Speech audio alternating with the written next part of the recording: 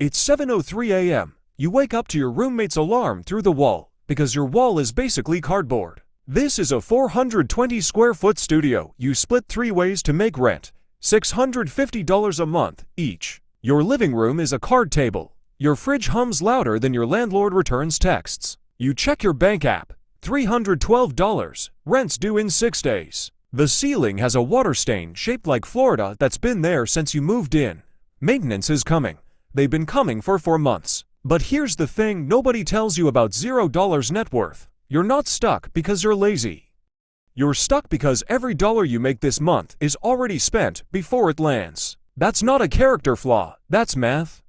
And math is exactly what's about to change. Tier 2, $50,000 net worth. Fast forward, you've got a stable job, maybe 2 years of saving, and $50,000 sitting between a $401,000 and a savings account. You've upgraded to a real one-bedroom, $1,400 a month, no roommates, no cardboard walls. You still don't own anything, but you notice the difference. You own furniture that matches, a lease with your name only on it, and a balcony just big enough for one plant you keep accidentally killing.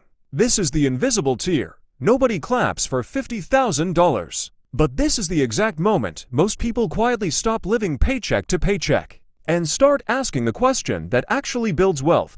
What if I bought instead of rented? Tier 3, $250,000 net worth. $1 to $5K net worth. You just closed on your first house, a 1,450 square foot starter home in the suburbs. $380,000 purchase price, 20% down, and a mortgage payment that somehow feels scarier than rent ever did. The kitchen is from 2003. The backyard needs work, but it's yours. You spend your Saturday morning doing something you've never done before in your life. Standing in your own driveway, drinking coffee, doing absolutely nothing productive. Just staring at a house with your name on the deed. This is the tier where wealth stops being a number and starts being a feeling. And it's also where most people plateau for a decade.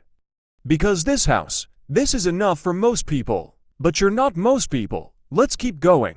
Tier 4, $1 million net worth. $1 million, the number everyone talks about, and honestly, it's less dramatic than people expect. Your house is 2,800 square feet.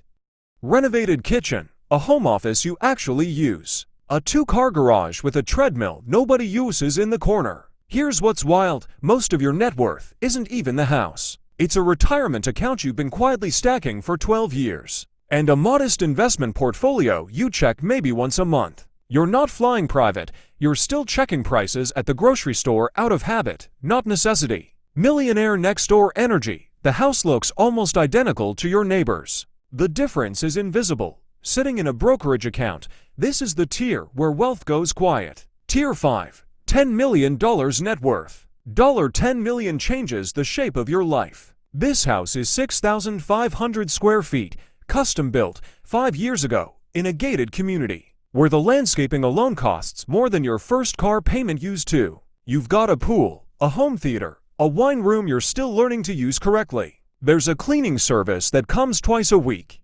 You don't check receipts at restaurants anymore. But, and this is the part nobody shows you, you also have a property manager, a financial advisor, and a group chat with your accountant that's more active than your friend groups. At this level, the house isn't just where you live, it's an asset with its own spreadsheet. Welcome to the tier where wealth requires management, not just money. Tier 6, $100 million net worth. $100 million. This isn't a house anymore, it's an estate. 18,000 plus square feet across a main residence and to guest houses, sitting on several acres. With its own security gate, a private tennis court, and a staff of 8 who you know by name because you see them daily.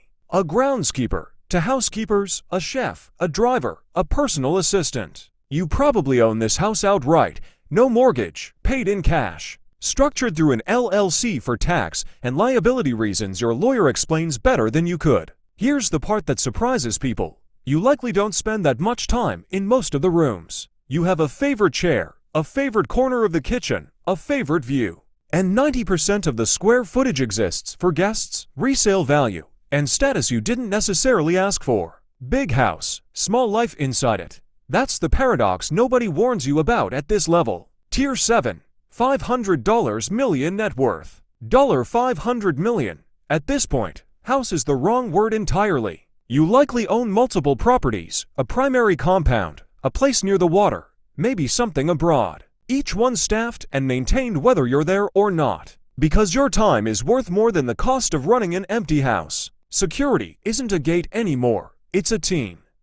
Your calendar isn't run by you. Even choosing where to live becomes a logistics conversation involving pilots and staff schedules. And which property has the best internet for a call with your family office? And here's the twist I promised you at the start. At $0, your biggest stress was making rent. At $500 million, your biggest stress is still, fundamentally, about people who you trust, who's around you, whether the people in your life want you, or your zip code. The house gets bigger, the walls get thicker.